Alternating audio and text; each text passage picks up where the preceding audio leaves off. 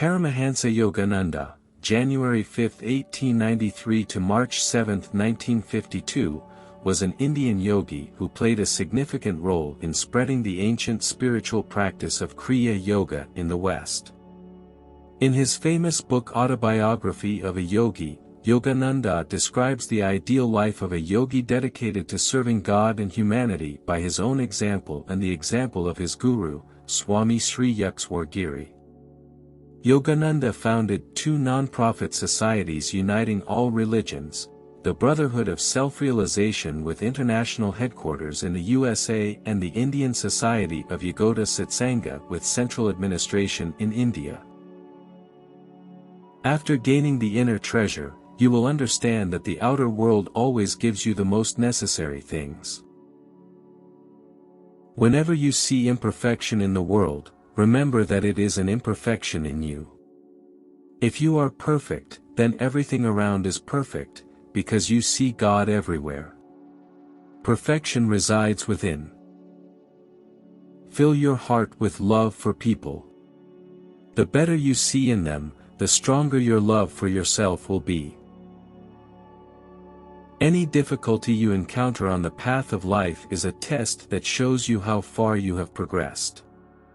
This is how you treat any of your experiences. Look at it with indifference and pass it victoriously. You have strength and wisdom in you. Be as simple as possible. And you will be surprised how easy and happy your life can become. Since God is the essence of our being, we cannot truly express ourselves until we learn to manifest His presence in ourselves. It is true. We are divine and are a particle of God, so nothing material can satisfy us for a long time. Our desire for worldly activities kills our sense of reverence. Most people do not seek to understand life at all. They live just like that, without any purpose. On the contrary, you have to find the meaning of life. Analyzing ourselves, we come to the conclusion that every person is a physical being, a spiritual and mental being.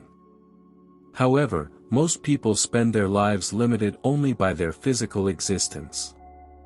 However, true well-being is hidden in both mental and spiritual beings, as well as in satisfying the needs of a physical being.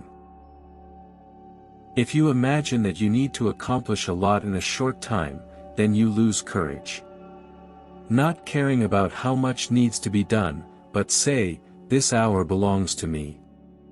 I'll do the best I can." Just as a clock cannot pass 24 hours in 1 minute, so you will not be able to do in 1 hour what you can do in 24 hours. Use every present moment fully and the future will take care of itself. Enjoy fully the beauty and wonder of every moment. Practice the presence of peace in yourself. The more often you do this, the greater the power of this essence you will feel in your life. Save your strength. Be like a vast ocean, calmly absorbing the flowing rivers of feelings. Small desires deprive you of inner peace. They are like holes in a reservoir that allow the one who heals you to get lost in the desolate soil of materialism. A strong activating impulse of false desire is the greatest enemy of human happiness. Travel the world controlling yourself like a lion. Don't let the frogs of sensual weaknesses jump around you. A devotee of God is eventually freed from all instinctual impulses. He transforms the need for attachments into the desire for one God, the only love, because He is everywhere. The human soul is not destined to be good or bad. Although vice or virtue sometimes seem innate, the soul independently acquires its inclinations either in this life or in the past. This is the result of her personal choice. Through breath control, yoga helps to calm the mind and achieve higher states of awareness. God speaks to man through his intuition. If you have learned to listen to the cosmic vibration, it will be easier for you to hear His voice.